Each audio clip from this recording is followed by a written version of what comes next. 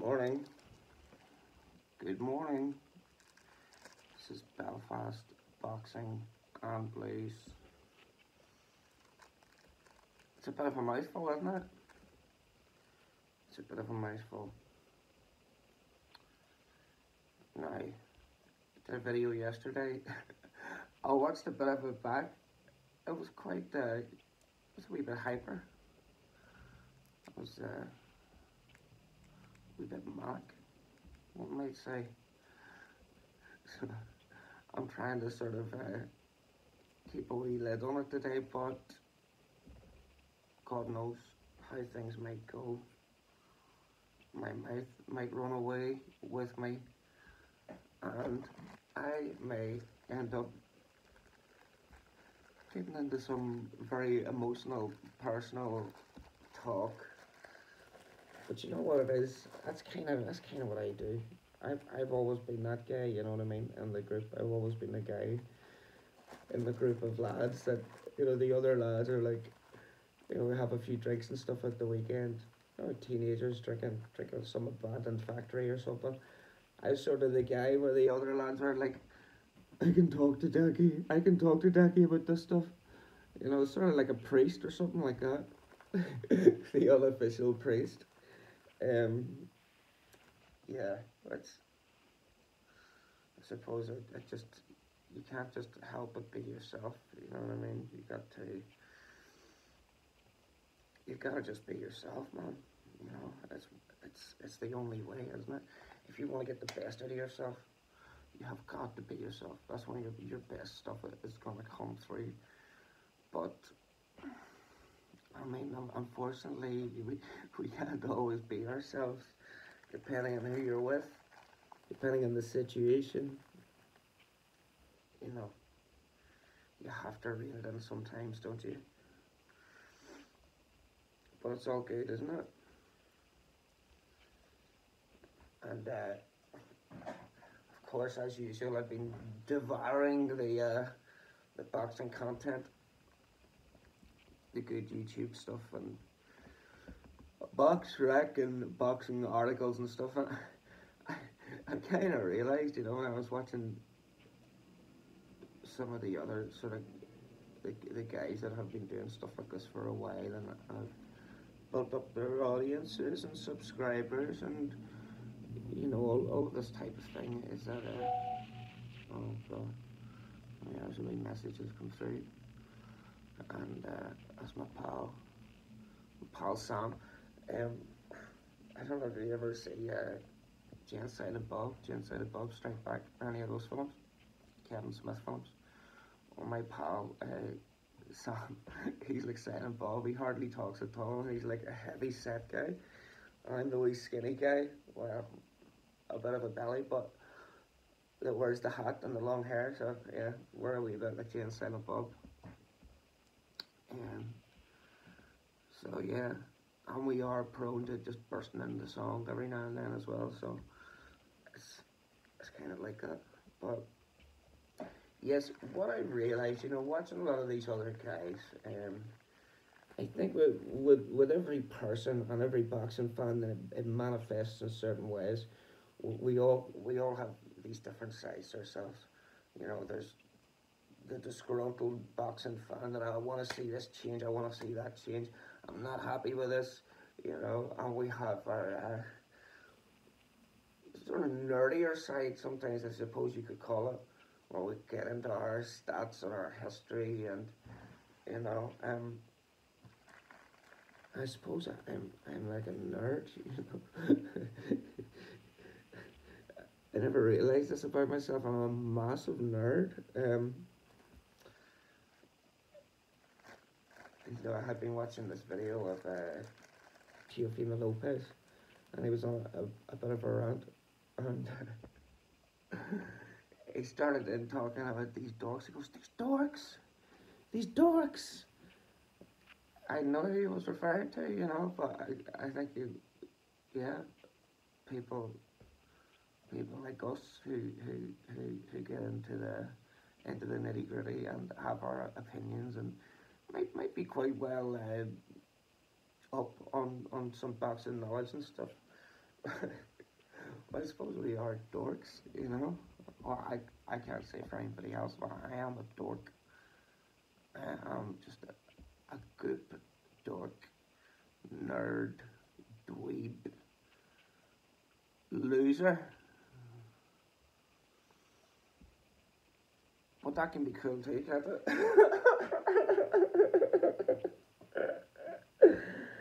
It's all good, man. It's all good. And so, right, the thing is about boxing, I remember seeing a clip years ago where there was this like opera singer, and he was in the locker room of the gym and he's being interviewed. There was a fighter, there was some pro fighter who was being interviewed, and then it might have been ES News, I don't know what, and they turned around and he started talking to this bearded opera singer, this old gent, and he was talking about, well, the thing that I love about boxing is it's open to all people. You could be anybody from anywhere. You can walk in here and everybody's accepted and stuff. Kind of is like that in a way, isn't it? But yeah, I think this, the boxing historian types and the sort of statistic uh, rattler offers tend to, I don't tend to, but the boxing writers, there's always been great boxing writers, guys that do like to spit out the big words, and they have the facts, and they love the history. These guys are passionate about the sport. And probably more nowadays, that it's not boxing magazines that we're reading. You've got your YouTube there, so it's more about online content and stuff. And I know guys like Dan Raphael, people like this who sort of have that knowledge, and like Gareth A. Davis even, he comes in for a lot of stick, like he probably deserves it. But I think I quite like these guys, I quite like these fellas. That's good, you can give them a bit of a slagging just as soon as you do everybody else. But in a way, you have to rate them because they know their stuff. But anyway, look, I whipped up boxing scene there, and there's another pal. He's just sent me a wee song. I've been out to a gig last night. I'll get into that in a bit. I want to do a quick review of the gig. It's 10:30. I need to leave the house by about 11:45 to get my nutrition in today, my spiritual nutrition. And once I have that done, I'm going to 2 other gigs today in the afternoon. And the rest of the day is mine. I can do whatever I like with it. I'll probably watch more boxing, yeah. And we'll see if I last the pace and get to watch the Berlanga McCrory fight later on. So look, looks like the coffee has cooled down to the point where I can drink it. The cigarette is rolled. My saliva has dried to a satisfactory seal. Yeah, yeah. So let's see what's going on here. Okay, so it's a Saturday morning, and on Boxing Scene, the top article on a Saturday morning is usually something quite eloquent and quite well put together, and it harkens back to these scribes. We call them scribes, the boxing scribes. It sort of makes you think of some guy in the medieval times or something, yeah.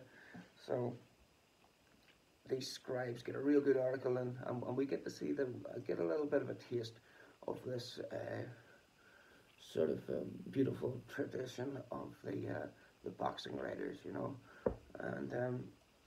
I often thought to myself, I do quite a bit of writing. You probably tell that from some of the big words that I'm, ejecting every every couple of minutes. But I was sort of looking at some of these articles and stuff and thinking to myself a couple of years ago, maybe I could get into doing this, And it annoyed me because when I was writing, I really liked to have absolute freedom. I didn't want to have to adhere to any standards or limits or anything like that. I was quite out there with the sort of thing that I would write, poems and little stories and stuff. And really, looking back on it now, I realised what I was doing with that writing. And the same could be said for these videos. It was sort of, I was writing myself better. There were certain issues and problems and deep-seated things that I had and realizations that I was coming to about life. And this was almost like a diary. So there's actually a link to my blog on my subscription page or whatever if you want to go check that out and have a wee look at that stuff. If you're into that type of thing. Like I say, it's a bit mad. There's quite a bit of boxing stuff woven in. So anyway, here we are now, and I'm gonna have to wet the whistle here. The article says, Suleiman's extra judges, an admirable idea that misses the root of scoring problems. And in the picture, we have Devin Haney catching Lomachenko with a sort of like a downward sort of right hook, like that, not nearly like a Golovkin type of hook. Those sort of ones up over the top, where he catch the guy on the top of the head and stuff, something like that. And he stooped right down. He stooped right down where it's connected there. So yeah, I mean, it's one thing drilling these things where everything's lovely, your feet are in place and stuff, and in the middle of a fight, you're gonna, it's like me playing guitar. Whenever I'm practicing guitar, I learn everything, sweet, slow, and smooth. But when being a rhythmic guy and having that dynamism to push the band and stuff, whenever I'm in the middle of playing, it'll be everywhere. It'll be all over the place. But your technique is there as a foundation, and enables you then that amount of freedom and to have that robust sort of take on it. So, I mean, some people, for instance, a guitar player that played with the band last night, he just kept it smooth. He was a smooth guy, kind of when you're in the zone, it's a different thing, but this guy managed to keep his technique very much in check, quite smooth. That was just his style, and it was nice. He was a good player. So anyway, look, let's see who's done this article. Eric Ruskin published Friday, February 23rd. So this was basically this morning, I think, in America. I'm not too sure, whatever. So, we croak on. Let me just wet my whistle again, get a wee smoke. Yeah, this is another thing I noticed about one channel in particular. The guy who already has a very understandable, clear voice speaks very clearly. You would nearly think it's one of those computer ones where he's typed it in, which I suppose guys that can't speak English find that very useful for doing a video on YouTube. You would think it was that, but it's actually him talking. He's just very careful to make sure everything is. It's quite a good channel, actually. The guy I'm thinking of, Blue Collar Sports TV, Del Boy, I think you call the guy. He's really good. His breakdowns are great.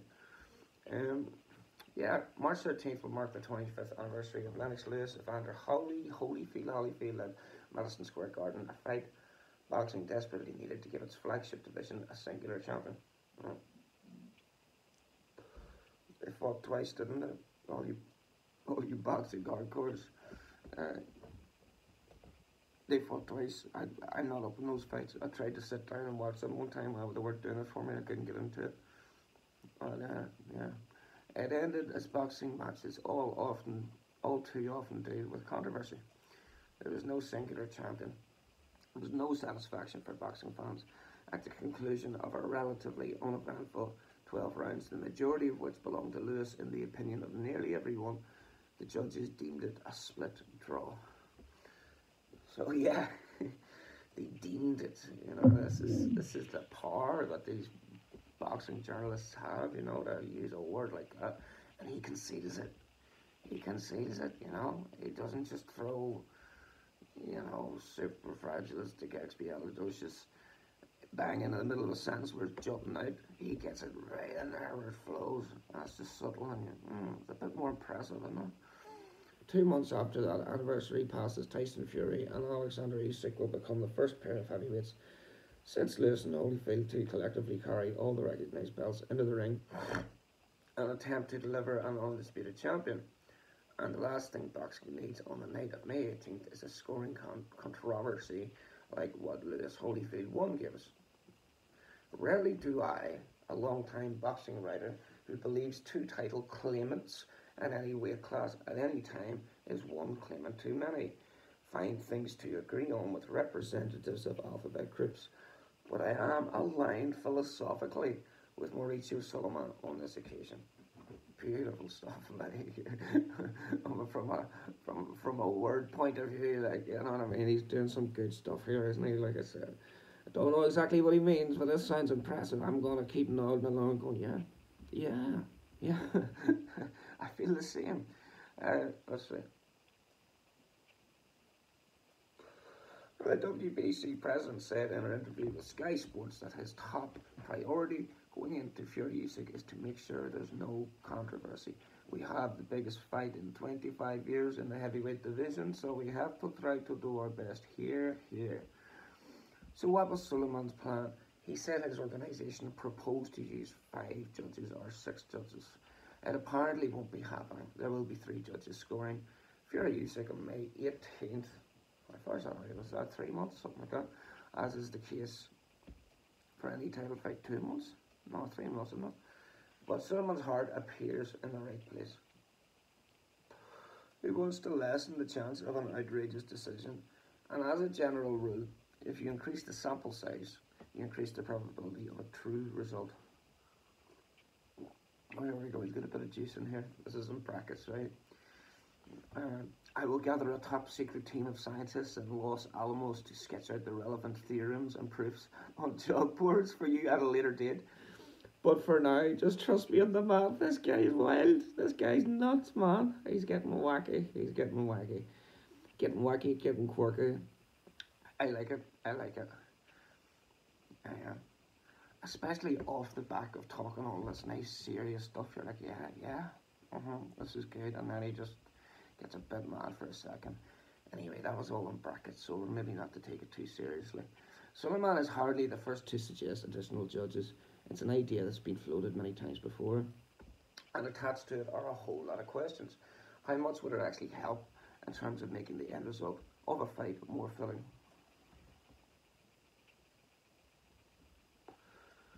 Prediction? Yeah, motherfucker. Bang. Would it improve outcomes often enough to justify the additional costs?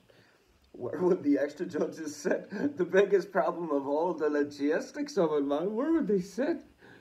But there are 4 sides of a boxing ring. Oh, and whether we try 5 judges or Sulaiman's unusual even number suggestion of 6, those numbers are each greater than 4. That is a true statement. That both 5 and 6 are bigger numbers than 4. Yeah, it was almost too simplistic, so he had to dress it up a bit. Those numbers are each greater than 4. Lovely. Would some judges be ringside and others watching elsewhere on monitors? How would scoring splits be handled is an outcome of 2 scorecards for fighter A, 1 for fighter B, and 2 even cards. I win right. Okay.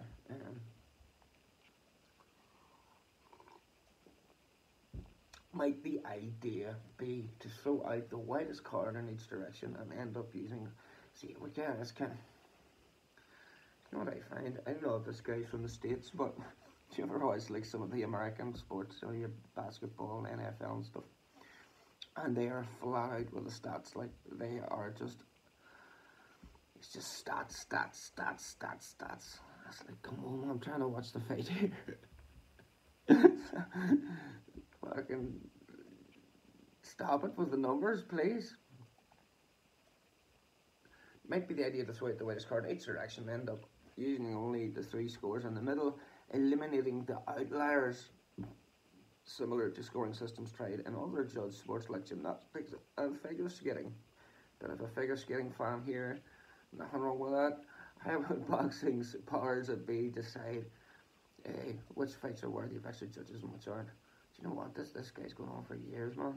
This is too long an article. Too long. Way too long, man. Way too long. Even a dork like myself has not the patience to stick with that. So there we go. Taylor Catterall sells out in a day. Great. Chocolate Cheeto is moving to bantamweight. That's quite high. So bantamweight's 116, isn't it? Or is it 118? I still don't know. I did look it up and I forgot. Garcia has said a Haney fight taking place in New York. Well, what's the difference? Like what? Let's find out. Actually, let's find out why that is an issue. There we go. Ryan Garcia in the leather jacket. He's looking good.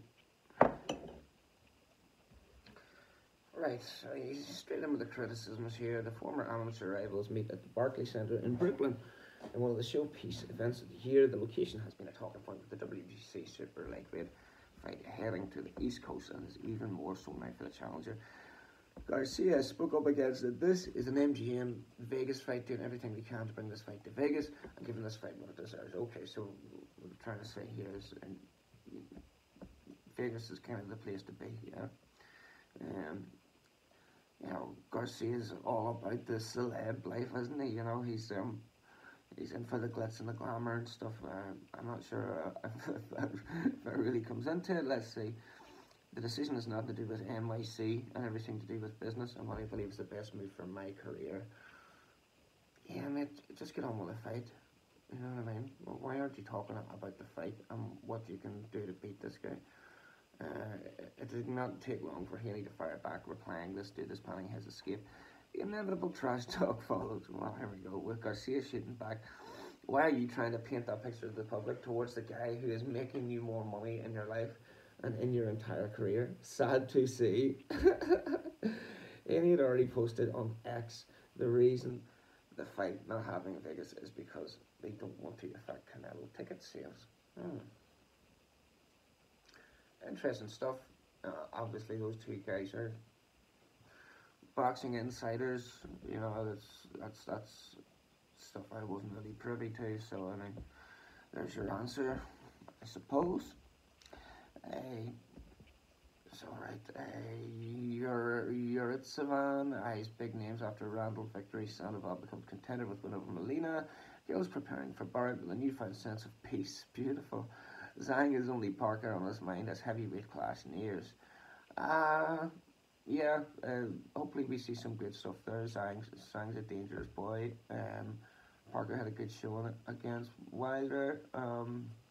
And even in the Joyce fight, he fought quite well. So he's got a bit of renewed vigor there, Parker. And yeah, I mean, Zhang's looked really good. So hopefully we get a good scrap there. Inoue and Sanchez, is that the guy I think that is that beat Jimmy Conlon? We're gonna find out. Don't think it is, you know. Wait a second. Jason Maloney. Did I click the right thing there? Suarez and Suarez. A Filipino guy, if I mind right. Let's see now, because we're not getting his full name.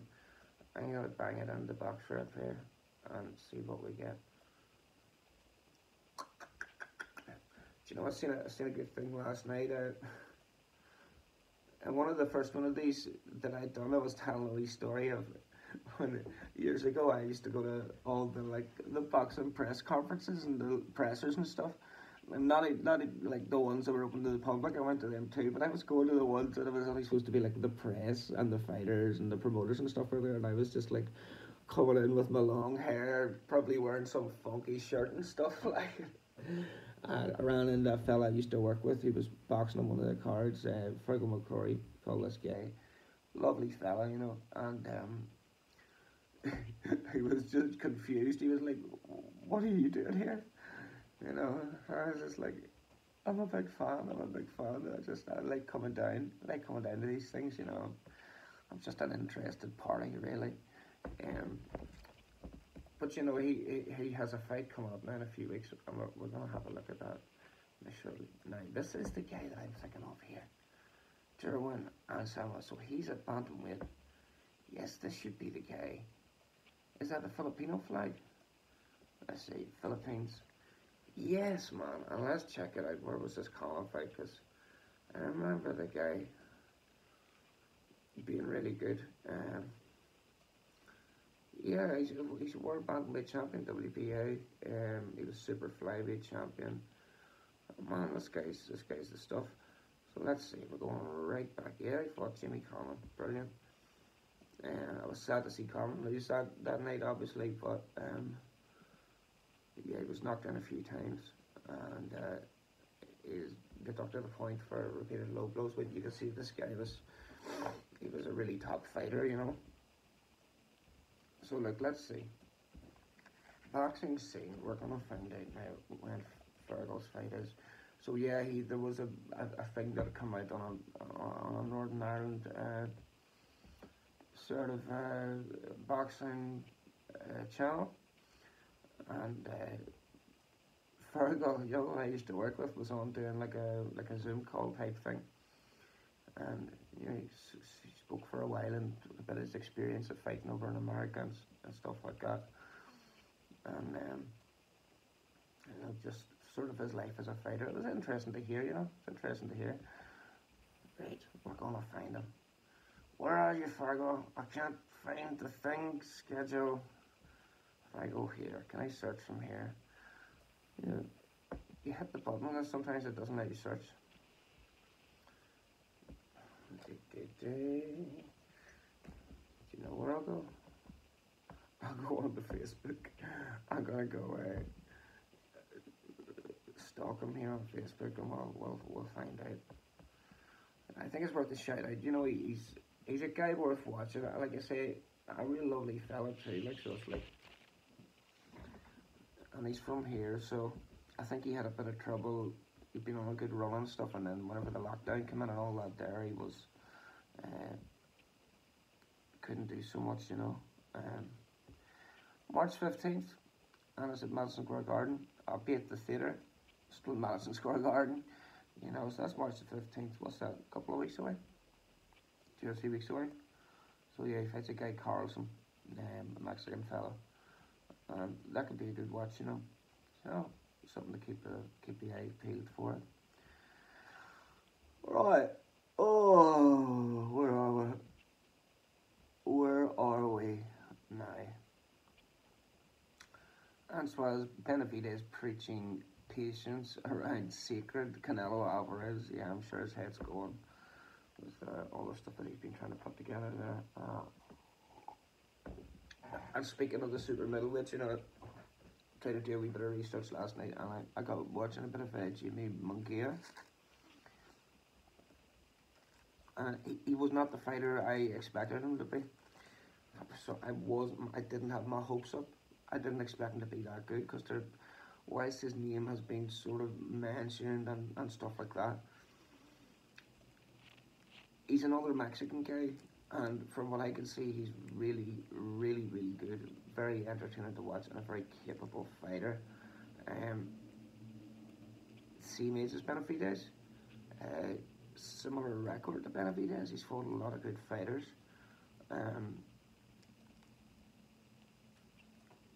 He's well proven. I think he fought at middleweight, and now he's up at super middle. But you don't hear just the same fanfare around him as what you do Benavidez. But I think down the line, that would be a great all Mexican fight. This guy looks to really have the goods. Moves well, sort of curls over his back, and his leg, an arch on his back, you know. Great mover, great combination puncher. Knocked the guy down, moving backwards. He moved back, the guy was coming in, Ryder I think it was, and he caught him, and Ryder went down, you know. He was, you know, seemed to have power, but it's like, you know, when people talk about it, it's the punches that you don't see that get you. I think that's why he kept knocking him down, he kept catching him. could be wrong. You know, that's, like I say, just another bit of speculation. So, like, maybe that'll do us for the boxing talk, guys. Last night, I met a few people I hadn't seen for a while, and they were all asking. They were like, "What's with all these videos? What are you doing? What are you doing?" I was like, "Oh, fuck! I never really thought about that. People that I know would be watching these and be like, what is going on here? Like, what are you doing?" Um, and so I was sort of explaining to one pal in particular. I said, you know, it's just something that I'm interested in and that I like to do, and it sort of keeps me right in a way, you know. I just like it, man. I've you know, always been a big boxing fan, you know. You can call my credentials as a boxer in the question, but I think it's plain to see that I'm just a big fan of the sport, and I like to talk about it. I like to talk in general too, so maybe it's all a ruse, you know. I come on here to talk about boxing. Really, I just want to talk. I just want a platform, you know. But I like it, and I feel it's a good thing. And I mean, you know, I don't really want to. I'm not blowing my own trumpeter, but the way that I would look at it is, like I made reference to earlier about getting deep and speaking from the heart and all of this stuff. It can be a bit cringe, probably sometimes, you know. But who cares, man? I don't really care, not that much. And I think it's a good thing, you know. I think it's a different angle on things. Obviously, you know, my audience is very small as it stands right now. But I'm sure it's the same with everybody that stands up that doesn't have any real prior identity in terms of, you know, boxing and stuff like that.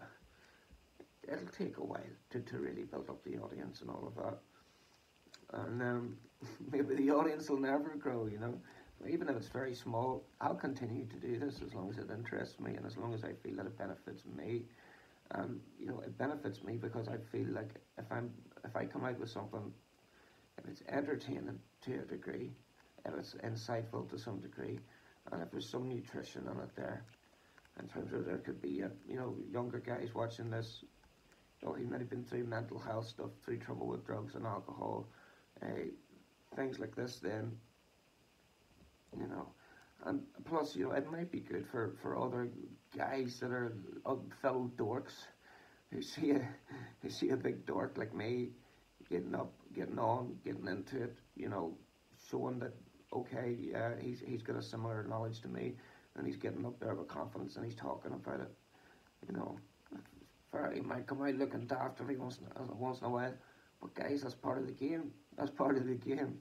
If you want to look like the big man sometimes, then you gotta look like the dork too. You gotta look like the dweeb. So, and isn't this what boxing's all about? To give you confidence and, you know, make you feel good about yourself, and at the same time not take yourself too seriously, you know. So that's kind of why I do these, and you know, I was talking to an older lady, and she was going, "Oh, Declan, these videos are great. Oh, I love them. I love them." I said, well, thank you very much, such and such. And she goes, "I tell you what, Doug, I'm only watching 10 or 15 minutes. I start falling asleep." She goes, "I couldn't imagine going down to Voodoo to watch these." This is a local bar in Belfast where there's gigs and stuff. "I couldn't go down to Voodoo to see your stuff." And I was like, "Right, okay, thanks for the compliment." It's like, if I was doing a gig, I wouldn't sit talking for fucking 2 hours. I might do a bit of waffling, you know, but I would be playing music and rocking the show, you know. Um, so, hopefully the next time she sees me out playing live, I'll make sure to put on an extra hard show, so that people go away knowing that I might waffle a bit on here.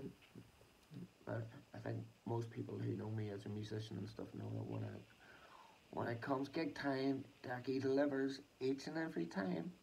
Yes, he does. Absolutely, he delivers. And with my new lifestyle, and this is something that I might talk about a little bit more, you know, is, you know, we spoke about Antonio Tarver the other day and the fact that he had had some degeneracy days, you know, and then he needed help to come out of that. Well, that was very much me, you know. It was longer than 6 months though. Um,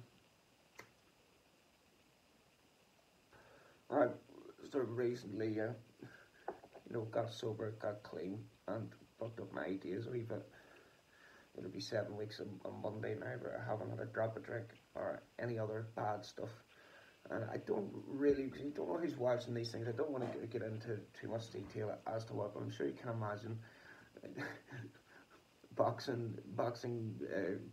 and people involved in boxing to whatever degree, me being a little fringe fan, low level commentator, whatever you want to call it, the sort of substances that we might indulge in, yeah. So I was quite bad on that stuff, and yeah, I mean, like I say, 7 weeks off it now, and I really feel great, and I feel happy. It's not like I'm going to myself, fuck, I wish I could be drinking and stuff like that. No, occasionally it'll come to my mind, but no, I keep myself right. I mean, there's certain services and support groups and things that people know what these things are, you know, and I would make use of them, and they sort of keep you right spiritually. You've got the support of other people, the experience of other people, and keep you right mentally and emotionally. They sort of regulate you, you know, and in the physical side and all that other stuff, your outside interests, then you can get into with more juice, you know. It's like, yeah. You start looking better, you know. You start to look a bit younger, a bit less weathered, and you're smiling more. Um, yeah, you're doing more exercise. You know, you're being more productive. You're seeing things are starting to open up for you. So yeah, anybody that's teetered on that edge, if you're someone that's got a bit of talent, but you're drinking and you're drugging, and therefore your discipline isn't quite there, man, knock it on the head. You know, you have to want it, but if you feel like it's coming up and you're going to do it at some point, embrace it, man, get stuck in. Even if you fall, you know, go in and get started, and you can pick back up again, because it'll turn your life around. You know what I mean?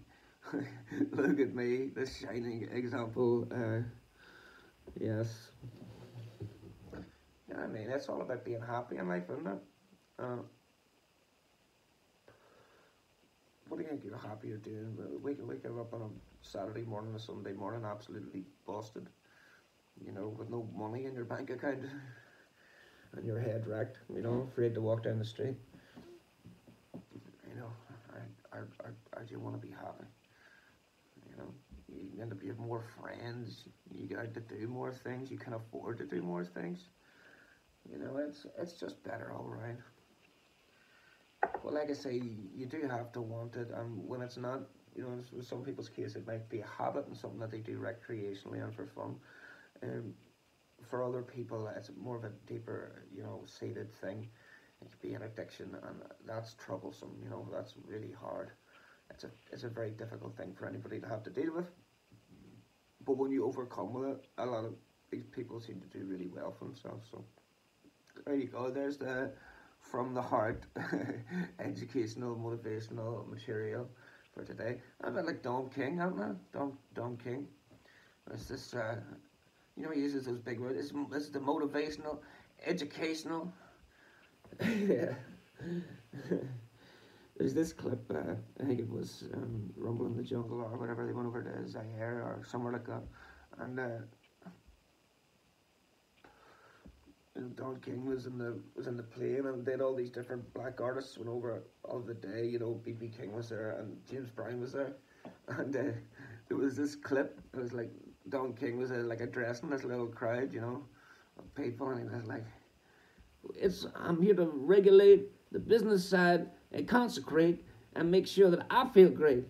And then James Brown sort of like took the mic off him, and he was like, "I'm here for the divin, the jibbing, and the ribbon, and I'm here to consecrate." And I was like, "Yes, nice one, James. Good job, James." You know, but then like when it comes showtime, James got on stage and he busted it out, and everybody said, "Yes, James Brown, you are the man."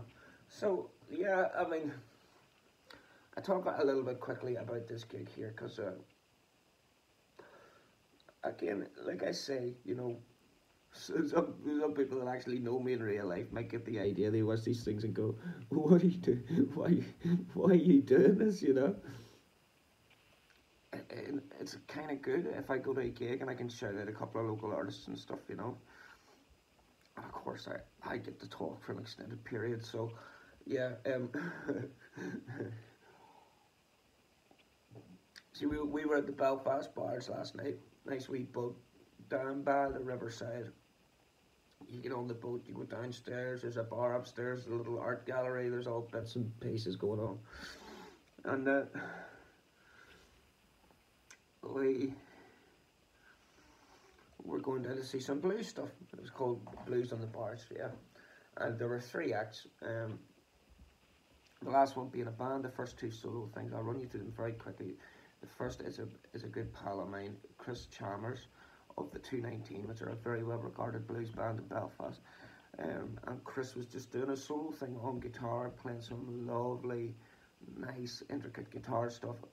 Robert Johnson, Muddy Waters, Johnny Hooker style things, singing absolutely brilliant blues voice, one of the best blues singers in Belfast. It kind of goes without saying. He's a great singer. There's a soulfulness to it. There's a grit, and his lyrics are powerful as well. So he ran through a lot of blues stuff, and some of those were original, some of them were covers. I think the most of them were originals, and his patter in between tunes was great. You know, he had kept the crack going really well. You know, he's a nice personality. Chris is a lovely guy.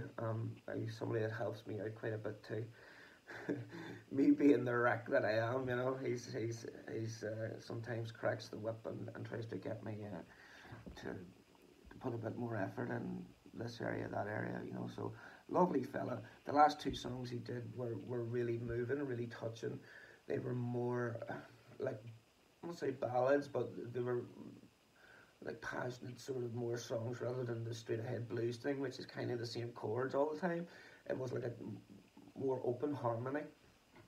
So he did We Will Get Through This, which is a favourite of mine. I think he wrote the song for his dad, and it was quite touching, you know. And the second one, I think that was written for his mum, who's passed away, I believe. And again, very moving, 2 beautiful songs, lovely lyrics, and the way he sang them were great. And like I say, good crack too, so that's always good. Next up was Carl Devlin, who is the real deal Devlin. Carl, the real deal Devlin. Carl is amazing. You know, most of the guys in the music scene from Belfast, all of the guys know Carl. He's always turned out to perfection. It's like he stepped out of the 1920s, you know, some saloon or something. And the long coat and the scarf and the hair slicked back, you know, nearly like a Johnny Cash type thing. He's the real deal. And not only does he look the part, Carl sounds the part. And he sort of got up and he introduced himself and stuff. And Carl's a bit like me, he talks quite a bit. But he introduced himself and sort of explained it and says, look, I'm a bit of a historian as well as a musician, right? And he started into singing these tunes and he was telling the stories. He's into the real old blues stuff. So in blues is similar to boxing. There's a big history and you can get into it and rattle off your names and stuff like this. And, you know, Carl got into it and his voice is out of this world. And I have to really give Carl credit and respect as a fellow blues artist, you know, a fellow Belfast blues singer, that Carl has taken that old style, that Charlie Patton singing style, and he's worked his Irish accent into that. Now that's not as easy as you would think of just going, oh, I'm just going to do it in my own voice. Nah, that takes a long time to develop and integrate that stuff, and Carl has it to a point where it's seamless and it's beautiful. His guitar playing is insane. He's actually playing the same way as a lot of these guys played, and that's really it's really hard to do. So Carl was brilliant. He played through a lot of stuff. One of the highlights for me was Alan Lomax. There's Alan and John Lomax, father and son team who worked for the Library of Congress, right? Who went around, you know, the states in the south where all these blues guys were, because they were sort of itinerant and stuff, or they worked on like you know, the next step up from being a slave. Basically, they worked on farms and they were beholden to the landowner and stuff like this. They had some degree of freedom, but it wasn't what it had been before then, you know, or what it come to be. And so these guys would by like word of mouth and stuff find out who were the top guys, and they would go hunt them out. Their muddy waters and stuff was recorded by him. He tried to get Robert Johnson, but I think he had died just in time. So that was all what it was. Eventually, then he come over to Ireland. This Lomax guy, I think it might have been the son, and the idea was to capture the Irish language, and so they were going to Gael talks and stuff like that. For anybody that's not from Ireland, it's like a Gael talks like a place you go to learn Irish culture and language. You know, a lot of kids would go to it during the summer and stuff. I had never been to one, but this guy went around sort of recording little songs and lilts and little jigs and stuff like this, and somebody had taken the Leadbelly song, who's of course one of the original American guys, you know,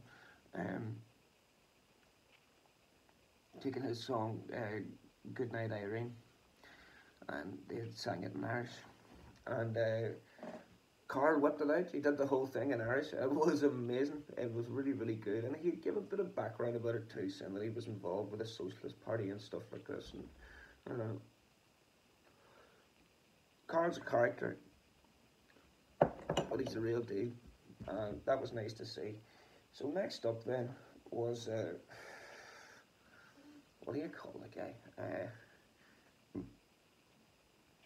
Oh my god, I'm going to have to look it up here. Kevin Samuel, maybe. It was my first time seeing this fella, and let me see now.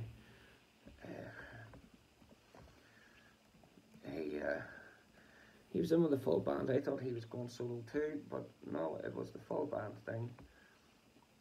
And there's a few photographs and video clips up of it already. Ricky Jordan, don't know where I was getting Kevin from. Ricky Jordan band. This fella got up. The band was great. A lot of the songs, there was a motivational aspect to them, which was nice. It was like, there was a song about, what do you call that thing where you're supposed to be doing something but you go away and do something else? Procrastination. There were other bits and pieces. He'd written one for his daughter, he'd written one for his nephew, you know, more for his sister. I think that had her first child come in, and he'd written about that and stuff. So the guy had a real big heart, you know, and he was writing from this point of view. The band were really, really good. On bass, there was this guy, I think he was the manager of the band as well, Norman May, I believe his name was, and you know, it was just this guy standing at the side, and you were like, okay, looks a bit old to be, you know, or out rocking, but he was great. He was a really good player. It was funny to watch him because he was all about business, you know. He was very good. Their guitar, now Ricky Jordan himself plays guitar. He's an amazing guitar player. I think Gary Murray did a couple of Gary Murray songs. He did a Rory Gallagher one too. Those guys, Murray in particular, was like a big influence on him. You can see that in his playing. He played PRS guitar, which are a lovely guitar. The other fella, he played an Ibanez, I believe. These guys were well kitted out, you know. These are nice guitars, yeah. And the other guitar player, as I sort of mentioned earlier, was more of a softer type of thing going on, you know. So the drummer then was very kind of restrained. I was just,